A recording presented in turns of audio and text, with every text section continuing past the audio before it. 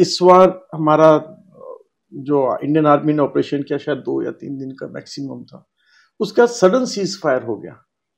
एक आम इंडियन के दिमाग में आता है, और कुछ पॉलिटिकल पार्टीज भी कहते हैं, पॉलिटिक्स को हम थोड़ा सा छोड़ देते हैं, एक आम इंडियन के दिमाग में आता है कि why this sudden cease fire, क्यों हुआ, क्यों करना पड़ा हमें।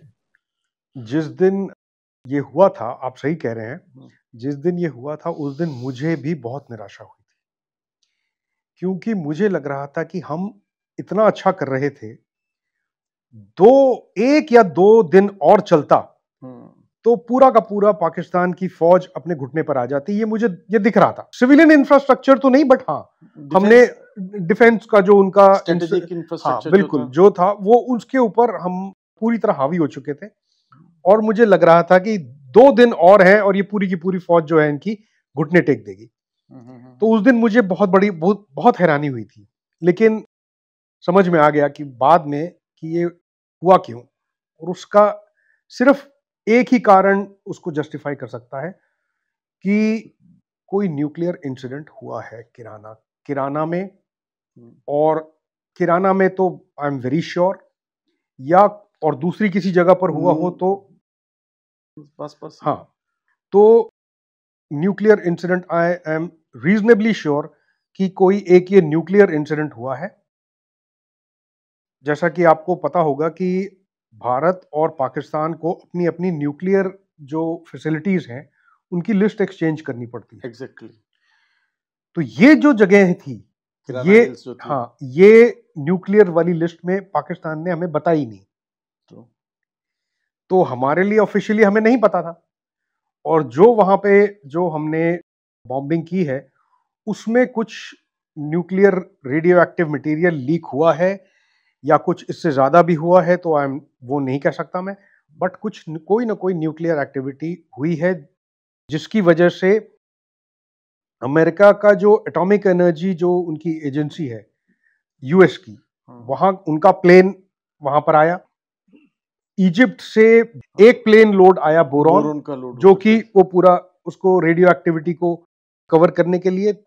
तो कुछ वीडियोस भी घूम रहे हैं कि कुछ ना कुछ हुआ है, तो गांव को खाली करवाने के बिल्कुल, तो ये रेडियो एक्टिविटी कुछ हुई है वहां पर, जो कि मोदी जी को बताई गई है। और सच तो यह है कि हम लोग राक्षस तो है नहीं कि उनके यहाँ अगर रेडियो एक्टिव कोई लीक हो गई है और फिर भी हम उनको मारते जाएं, तो राक्षस नहीं है हम लोग। तो एक उनको सबक जो सिखाना था, जो ऑब्जेक्टिव था कि आपको हम अच्छे से सबक सिखा सकते हैं, हमारी क्या कैपेबिलिटी है, तो ये सारा सिखा दिया उनको। अब लग रहा है कि वो डिसीजन उनका ठीक था। बिल्कुल नहीं सर, मैंने भी देखा जिस दिन ये किराना हिल्स वाली इंसिडेंट हुआ, उससे एक दिन पहले तक वो न्यूक्लियर बम, पाव बम सब चिल्ला रहे थे। उस दिन से लेकर के आज तक मैंने किसी भी पॉलिटिशियंस को, किसी भी आर्मी के जनरल को या सीनियर ऑफिशियल्स को न्यूक्लियर बम का नाम लेते हुए नहीं सुना। क्यों डर गए हैं न्यूक्लियर बम का नाम लेने से? कुछ तो गल्लू गारा है। उनको 2-3 बातें समझ में आ गई हैं कि एक तो उनका एक बहुत बड़ा न्यूक्लियर जो था आर्सेनल उनका, वो तकरीबन खत्म हो गया है। जहां पर भी रेडियो एक्टिविटी हुई है, अब वहां पर ये नहीं जा सकते।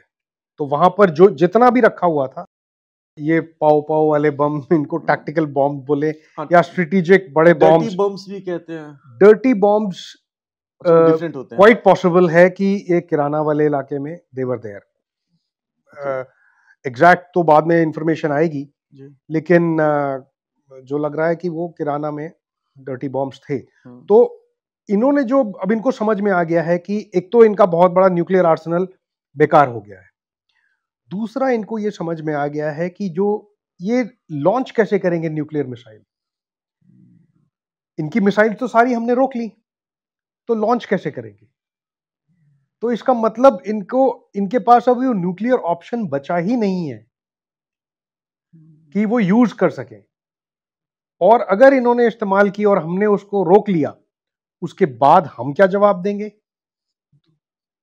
इनके पास ये हमारी नॉर्मल मिसाइल नहीं रोक सकते, न्यूक्लियर मिसाइल कहां से रोकेंगे? अब इनको समझ में आ गया है कि ये न्यूक्लियर वाला कार्ड अब बेकार है, किसी नहीं काम का नहीं, चलेगा। नहीं चलेगा। और हो सकता है आने वाले टाइम में इंटरनेशनल प्रेशर इतना ज़्यादा बने, क्योंकि अभी तो मामला गर्म है, अभी तो कोई कुछ नहीं बोलेगा, यूएस नहीं बोलेगा, यूरोपियन यूनियन नहीं बोलेगी, और ना ही आपकी इंटरनेशनल न्यूक्लियर एजेंसीज जो है वो भी नहीं बोलेगी। बट आने वाले टाइम में भाई न्यूक्लियर कहीं भी पड़ा हुआ है, वो उनके लिए खतरा नहीं है, आसपास के कंट्रीज के लिए भी खतरा है। तो ऐसे माहौल में मुझे लगता है उनके ऊपर टाइटन तो होगा ही। पॉसिबिलिटी है, लेट्स सी। देखिए, एक होता है कि न्यूक्लियर टाइटनिंग की जाए और दुनिया को बताया जाए, एक होता है कि न्यूक्लियर टाइटनिंग कर दी जाए और बताया ना जाए, दुनिया को ना बताया जाए।